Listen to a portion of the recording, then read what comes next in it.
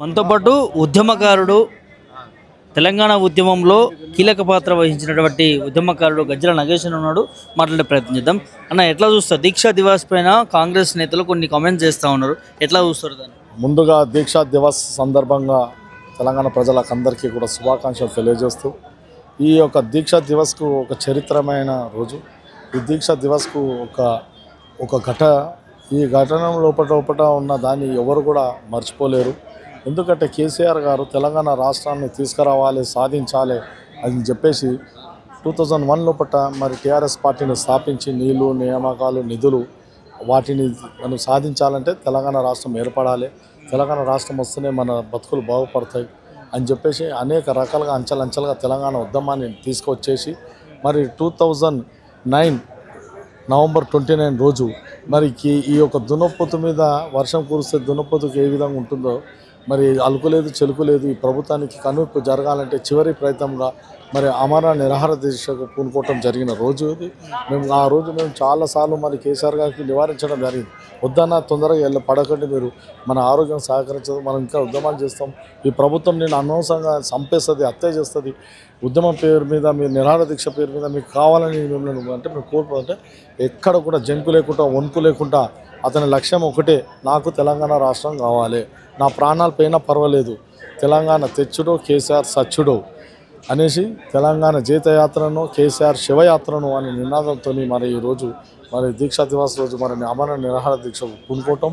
11 రోజులు నిరాహార దీక్ష చేసిన తర్వాత కేంద్ర ప్రభుత్వానికి పీటలు కదలటం, మరి ఆ రోజు చిదంబరం గారు మరి డిసెంబర్ 9న తెలంగాణ ప్రకటన చేయటము, ఈ విధంగా అన్నిటికీ కూడా ఒకటి కేసీఆర్ గారు చేసుకున్న దీక్షా దివాస్తోనే జరిగినది. కేసీఆర్ తీసుకున్న ఈ దీక్షా దివాస్ మెట్టు ఏర్పడ్డది కాబట్టి దీనికి ఒక ప్రత్యేకమైన రోజుగా మరి ప్రత్యేకమైన దినంగా ఈరోజు దీక్షా దివాస్గా మనం అందరం కూడా మరి భావించి ఈరోజు అనేక మంది ప్రజల లోపల మరచరాని రోజుగా ఈరోజు ఏర్పడ్డది. పిసిసి ప్రెసిడెంట్ మహేష్ కుమార్ గౌడ్ కొన్ని వ్యాఖ్యలు చేశారు దీక్షా దివాస్ పైన, దొంగ దీక్ష అంటూ కొన్ని చాలా వ్యాఖ్యలు చేశారు, ఎట్లా చూస్తారు?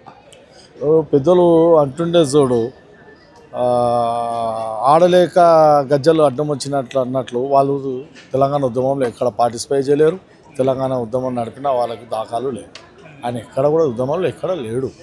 కాబట్టి తెలంగాణ రాష్ట్రము గతంలో కూడా కాంగ్రెస్ ప్రభుత్వము తీసుకొచ్చి మేము ఇస్తున్నాం చేస్తున్నాం అని చెప్పేసి మరి ఆ రోజుల పూట తెలంగాణ రాష్ట్రాన్ని ఇవ్వకుండా తెలంగాణ రాష్ట్రాన్ని ఆ రోజు ఎవరైతే గొంతెత్తిరో ఆ 11 మంది ఎంపీలను కూడా మనకు తెలుసు, వాళ్ళని కలుపుకొని మన ఆ రోజు నీరు గార్చిన సంగతి తెలుసు. మరి ఈరోజు తెలంగాణ రాష్ట్రమే ఏకైక లక్ష్యంతో మరి వారు ఆ అమరణ నిరాహార దీక్ష పూనుకున్న రోజు మరి ఆ రోజు ఎంతో భయంకరమైన పరిస్థితులు ఉన్న ప్రజల లోపల భయాందోళనలు ఉండే, ఈ ప్రజల లోపల గగ్గోలు ఏడుపులు, మా నాయకుడు చనిపోతాడు, మా నాయకుని ప్రాణాలు పోతాయి అని చెప్పి చాలామంది ఊర్లలో విలేజ్లలో సిటీలలో కానీ ఎక్కడ కూడా వంటలు చేసుకొని వాళ్ళందరూ కూడా పొయ్యిలకు మరి పులి స్టాప్ పెట్టిన రోజులు ఉన్నాయి. ఇంత గంభీరంగా జరిగిన తెలంగాణ ఉద్యమం అంత నాటకం బూటకం అంటే మరి వాళ్ళ చిదంబరమే కదా, వాళ్ళ యొక్క మంత్రే కదా, కేంద్ర మంత్రి ఎందుకు దిగి వచ్చి మరి డిసెంబర్ 9న ప్రకటన చేసిండు? ఆ ప్రకటనలో ఏం లైన్ రాసిండు? అయ్యా గారు, మీ తెలంగాణ ఉద్యమ నాయకులు మేము ఇవ్వటానికి సిద్ధంగా ఉన్నాం, ముందాల మీ ప్రాణాలు మాకు చాలా అవసరము, మీ ప్రాణాలను మాకు చాలా ముఖ్యము, మీ ఆరోగ్యం జాగ్రత్త, ముందర మీరు దీక్ష ఇమీడియట్లీగా మీరు అది చేయండి, ఆపండి అని చెప్పేసి విరమించుకోండి అని చెప్పడం జరిగింది. మరి ఆ సంగతి నీకు తెలియదా? మీ చిదంబరం గారు రాసిన రైటింగ్లే కదా, ఒకవేళ దొంగ దీక్ష కాదనంటే మరి ఆ రోజు రాస్తుండే కదా, తెలంగాణ రాష్ట్రం వస్తుండేనా? ఎందుకు ఇవన్నీ పిచ్చి పిచ్చిగా మాటలు మాట్లాడతారు? తెలిసి మాట్లాడతారా, తెలియక మాట్లాడతారా? మీరు ఒక మంచి పోస్ట్లో ఉన్నారు, మంచి పిసిసి అధ్యక్షులుగా ఉన్నారు, మీరు మాట్లాడడానికి ఒకటి అది ఉంటుంది, మీరు ఈ విధంగా మాట్లాడటం చాలా బాధగా ఉంది. అనేక మంది మాలాంటి తెలంగాణ ఉద్యమకారులు చాలా బాధపడుతున్నాము. తప్పకుండా తెలంగాణ ఉద్యమకారులు అమరవీరుల యొక్క ఉసురు తాకుతుంది నీకు, నువ్వు దయచేసి ఇలాంటి మాటలు మాట్లాడకండి, మీకు చేత కాలేదు. మేము తెలంగాణ రాష్ట్రము కొట్లాడి తెచ్చుకున్న తెలంగాణ ఇది, మాకేం ఊరికనే అల్పంగా ఇవ్వలేదు, ఇది మేము కొట్లాడుకున్నాం. సోనియా ఇస్తేనే వచ్చింది అంటున్నారు.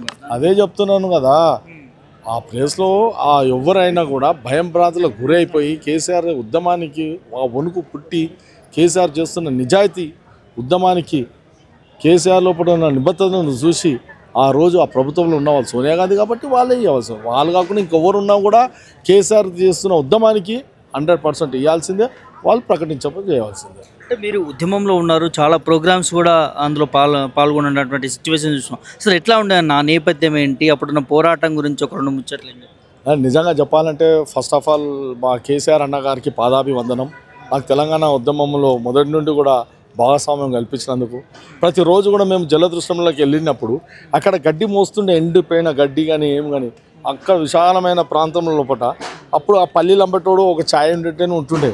ఉద్యమం నుండి కూడా మేము అందరితో కూడా నిబద్ధతో నియతో కేసీఆర్ గారు తీసుకున్న ఈ యొక్క ఉద్యమం లోపల ప్రతిరోజు కూడా వాళ్ళ దగ్గర అక్కడనే ఉండేసి వారు చెప్పే మాటలు, వారు చెప్పే ఉద్యమ పాఠాలు మేమందరం వినుకుంటా అన్న మనం ఎట్లా ఏంది అనంటే అసలు ఎవ్వరు కూడా ఊహించకుండా అక్కడ తెలంగాణ రాష్ట్రం వస్తుందా, అవుతుందా అసలు మేము ఇంటికాడికి వెళ్ళి వచ్చేటప్పుడు ఆ యొక్క పింక్ కండువను కప్పుకోవాలన్నా, గులాబీ కండువను కప్పుకోవాలన్నా హేళనంగా మాట్లాడుతుండే అందరూ.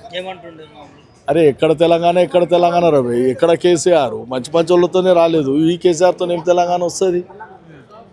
కేసీఆర్ ఏమన్నా సినీ యాక్టర్ అసూసతం ప్రజలందరి దగ్గర రాతందుకు? కేసీఆర్ని చూసి ప్రజలందరూ ఉద్యమంలో పార్టిసిపేట్ చేస్తారా అన్న మొగోళ్ళు ఈరోజు కేసీఆర్ యొక్క మాటలు తూటలుగా పేలినాయి. కేసీఆర్ గారి యొక్క ఉద్యమ పాట ప్రతి ఒక్కరికి కూడా పూలబాటగా జరిగింది. ఎందుకంటే ఇంత మంచి నాయకుడు ప్రపంచాన్ని ఈరోజు గడగడలు అలరించి ప్రపంచ చరిత్రలోనే తెలంగాణ ఉద్యమాన్ని మరి నిలిపిన వ్యక్తి మరి. కాబట్టి మా అదృష్టంగా భావిస్తున్నాం. ఇంకా చాలా ఉన్నాయి. కేసీఆర్ గారు తెలంగాణ ఉద్యమం గురించి ఎంత చెప్పినా తక్కువనే, ఎన్ని పుస్తకాలు రాసినా తక్కువనే. కేసీఆర్ గారు ఉదయం 6 గంటల నుండి లేచినాక తర్వాత చాయ్ బిస్కెట్ టిఫిన్ మాకు పెట్టించేసినాక తర్వాత ఆ రోజు సార్ ఇంట్లోనే కూర్చుంటే కొన్ని గంటలు కూర్చోబెట్టుకుంటున్నాయి.